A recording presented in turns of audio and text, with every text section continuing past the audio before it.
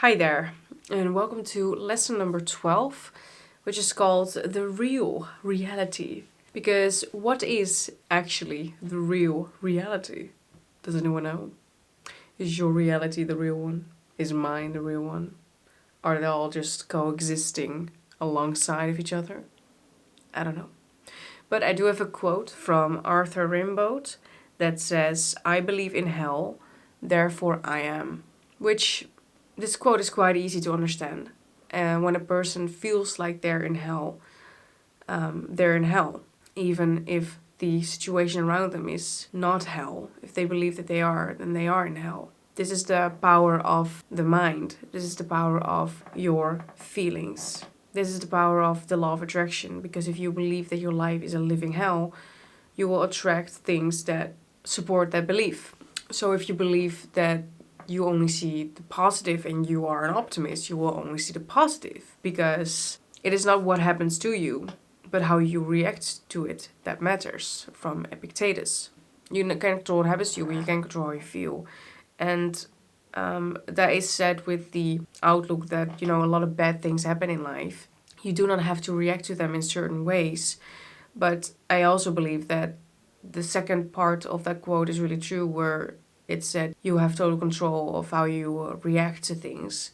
And if you react to things differently and if you feel differently, your whole life will become different as a side effect of that. So I don't want you to think that just because your life has been shit right up to this point, that that's going to be forever.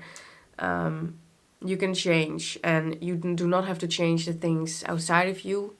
You only have to change how you feel, and that will change how you react to things too.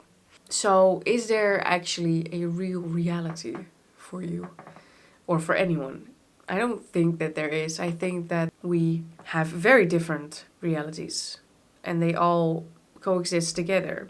And how you can kind of know this is when people have an argument or there are multiple people in an argument. Every single side is different and everyone sees something differently because they are themselves different. So it only makes sense that there is no truth actually. There's only your own truth. And to fight for the truth or to be right is a cause that will undeniably you will lose to yourself actually, because there's nothing to win, and also there's no truth, there's no real reality. But as I said, the only thing that you can control is how you respond to things happening to you, and more than that, just feeling good in every single moment.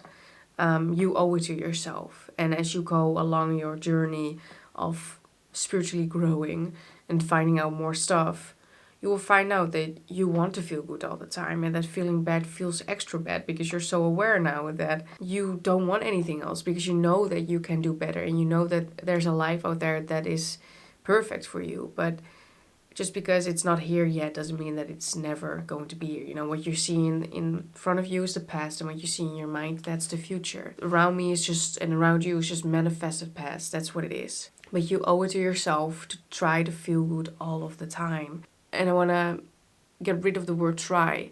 You owe it to yourself to feel good all of the time, because as Abraham Hicks said, if we were talking to you on your first day here, we would say, "Welcome to planet Earth. There's nothing that you cannot be or do or have. And your work here, your lifetime career, is to seek joy. Your natural state is to feel good. Your natural state is to enjoy life and to experience life, not to struggle through it." But hey, as I said, I get it. I get it, okay?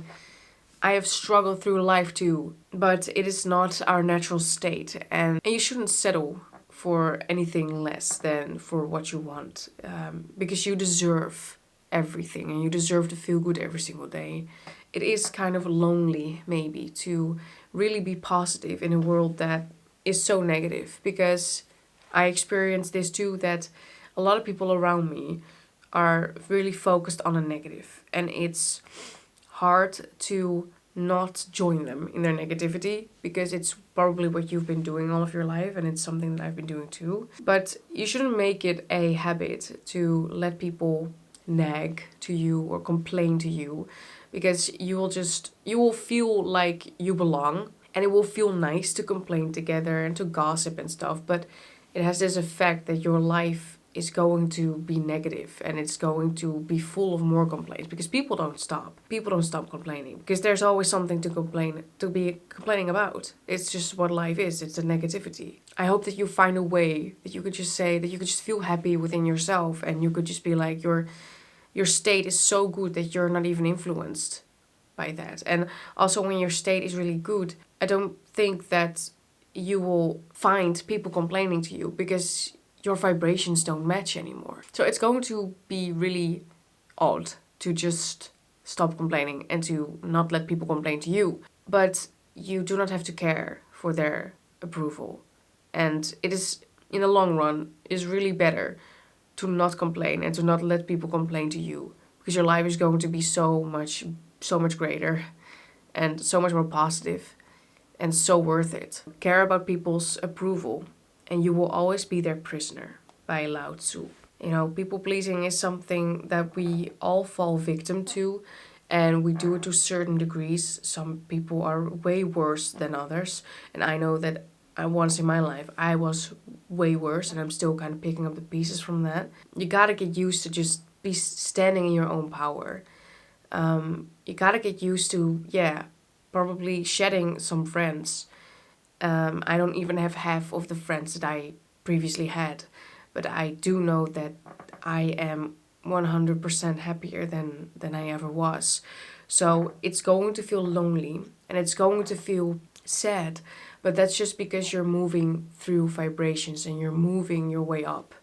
And when you are set in your vibration and when you are happy with a very positive vibration, you attract positive people, so you won't be alone anymore. And, there's nothing wrong about being alone for a while. Because it's not lonely. You're never alone. You'll always have me. You always have the infinite intelligence that is inside of you. And you always have yourself. And that is sometimes enough because those people and those beings, they are positive and they do want you to succeed and they don't want to complain to you about their day or annoying customers or, I don't know, annoying teachers. And I do get that this is sometimes hard to overcome because this is also a program that's been running in your mind for a long time. It's something that is worth overcoming because it's nothing more than you being addicted to the negative emotions of the past, or as Joe Dispenza says it, we're addicted to our beliefs, we're addicted to the emotions of our past. It's just a program running, basically. That's the non-scientific explanation. It's just you identifying with what is not you. It's just you being out of touch with the intuitive side of you. It is just the old you that needs to be shed. When the pain of staying the same is greater than the pain of change, the Tony Robbins quote, you will feel that. And you can fight it and you can resist it, but at the end of the day, the change will win because there is the infinite intelligence that is inside of you, and pure positive energy is so strong and it's much stronger than negative energy, and it goes like a whirlwind.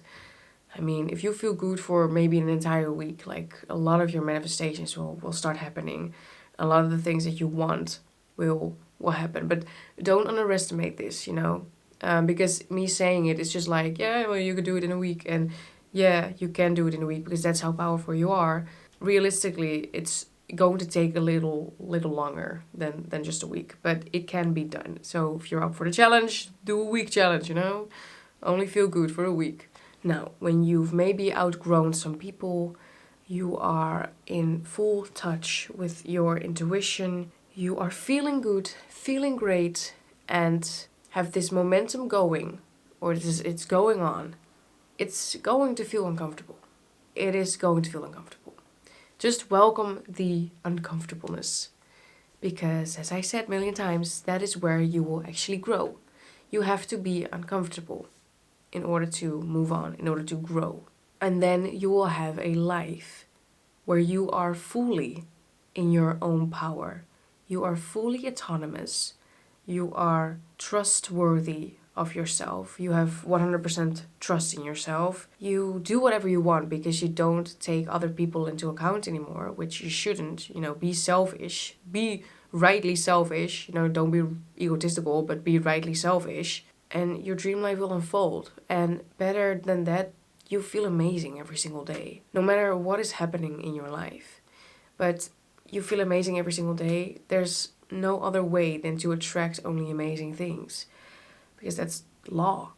That's law of attraction. And you're going to feel so fully in your own power, which I'm realizing now that I most want that, because I always felt so powerless.